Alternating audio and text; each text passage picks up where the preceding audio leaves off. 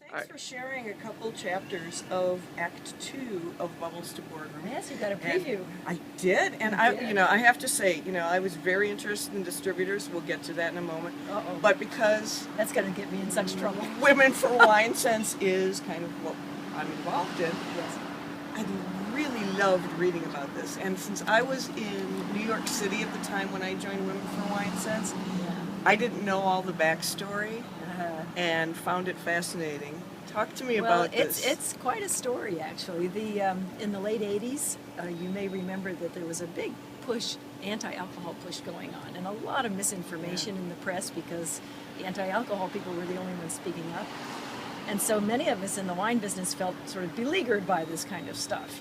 The fetal alcohol syndrome was part of the daily news, and underage drinking and drunk driving, and oh God, even breast cancer was starting to be talked about in connection with alcohol. So it seemed very focused on women and women's issues and children, and so it was really frustrating for many of us in the wine business who were women to see nobody responding in defense of wine. And we were getting warning labels and all kinds of bad things were happening. So anyway, a bunch of us were at an industry conference in February of 1990. And during a break, we're out in the lobby sort of whining at each other about what a horrible mess this was. And Julie Williams, who's now Julie Johnson, but she was Julie Williams then, looks right at me and she says, well, we could do something about it. And I went, oh, yeah, we could, couldn't we? It would never have occurred to me to stick my hand up and say, all right, let's go do this. But the non-joiner. But she double dog-dared me. And I said, yeah, okay, enough talking about it. Let's just do something. So we started Women for WineSense. And we're so grateful that you did. Yeah. I, at the time, joined Women for WineSense primarily for that reason, because I was in the ad business and I had no voice.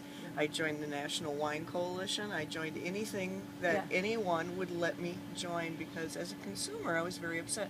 So I can only imagine the aggravation that you were feeling in the industry.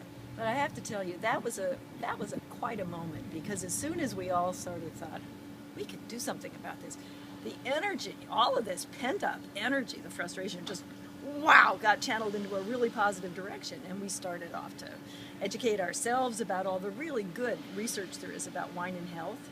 And then we burned up the copier at St. Supri, making huge packets for everybody, stayed up all night stuffing envelopes, and spread them out to the media and to policymakers. And they were so glad to hear from us, because they'd only heard from the people on the fringes, the antis and the laissez-faire types. And we were coming from the moderate middle, and they were really happy to hear from us. So it was very empowering, and we had a lot of fun.